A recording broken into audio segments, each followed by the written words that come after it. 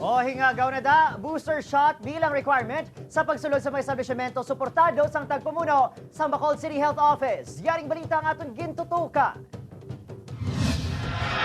Bangon sa pagtaas ang kaso ng COVID-19 sa mga kaiping nga pungsod, pabor ang tagpamuno sa Bacolod City Health Office sa pagpatuman sang booster shot card bilang requisitos sa pagsulod sa mga establishmento, pribado man o kun pampubliko. There has been a move sa sa national level, DOH and the Vaccine Experts Panel nga i-redefine ang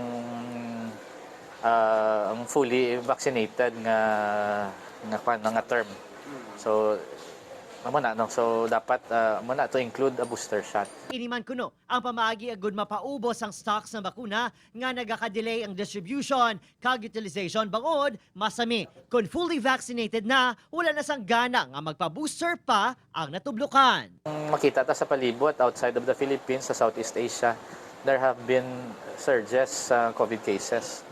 So mas maayo gid nga preparado kita and to prepare for that. Sa probinsya naman sa Negros Occidental, sa pinakauri nga report sa Provincial Incident Management Team, nagdanga sa 13 ka mga LGU ang wala sa aktibo nga kaso ng COVID-19.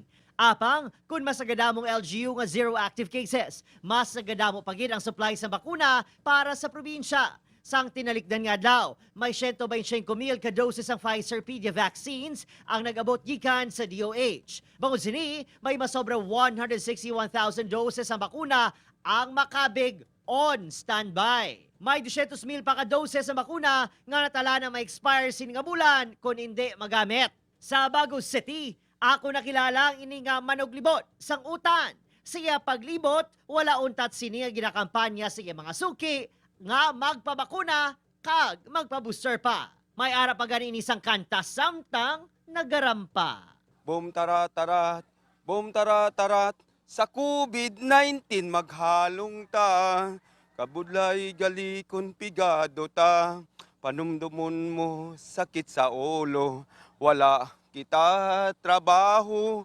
Kaulat lang kita rasyonalin sa gobyerno. Pero hindi kita magdulas ang paglaom. Mga muyo kita sa makagagahom. Virus iya nga sumpungon. Gusto niya kita maluwas sa kamatayon. Tayo na magpabakuna. Ayo sini sa makasimanwa nga hindi na magpangduha-duha nga magpabakuna. Agod, maka-move on na kuno kita sa pandemya. Upod Kirino Casilio, Adrian Prietos, 1 Western Visayas.